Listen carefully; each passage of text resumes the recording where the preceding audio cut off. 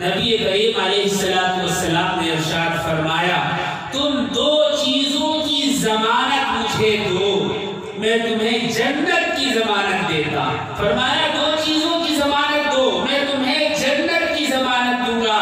ایک دو جبڑوں کے درمیان والی چیز یعنی زبان کی، اور دوسرا دو ٹانگوں کے درمیان والی چیز یعنی شرمگاہ کی۔ ان دو چیزوں کی ضمانت دو، میں تمہیں جنت کی ضمانت دیتا۔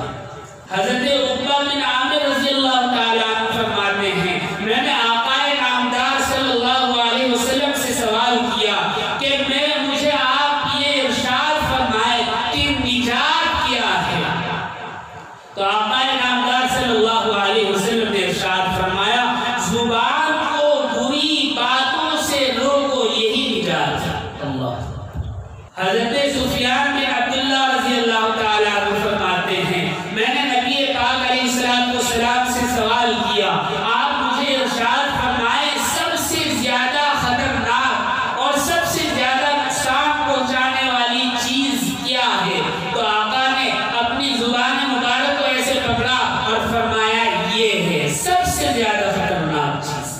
اور ہمارا حال کیا ہے؟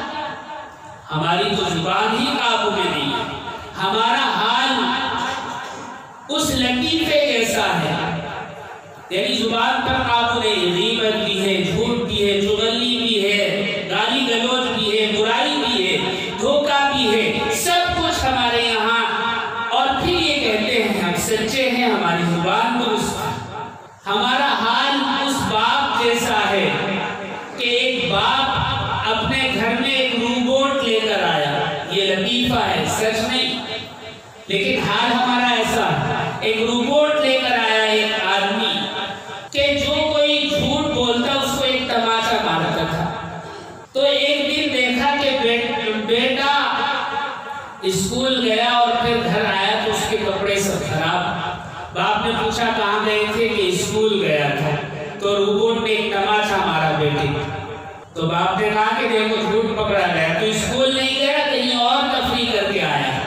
اور پھر باپ نے نصیحت کے طور پر کہا کہ بیٹا ہم اپنے بچپن میں کبھی اسکول سے ناغہ نہیں کرتے تھے اور ہمیشہ سچ بولتے تھے، جھوٹ نہیں بولتے تھے۔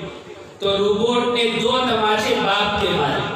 یہ ہے ہمارا حال، یعنی آوا کا آوا ہی خراب ہے، نہ اوپر نہ نیچے۔ میں خود بھی کہتا ہوں اپنے آپ کو ہم اوپر سے نیچے تک سب غلط ہے، ہماری زبان غلط ہے، لیکن ہم سمجھتے نہیں۔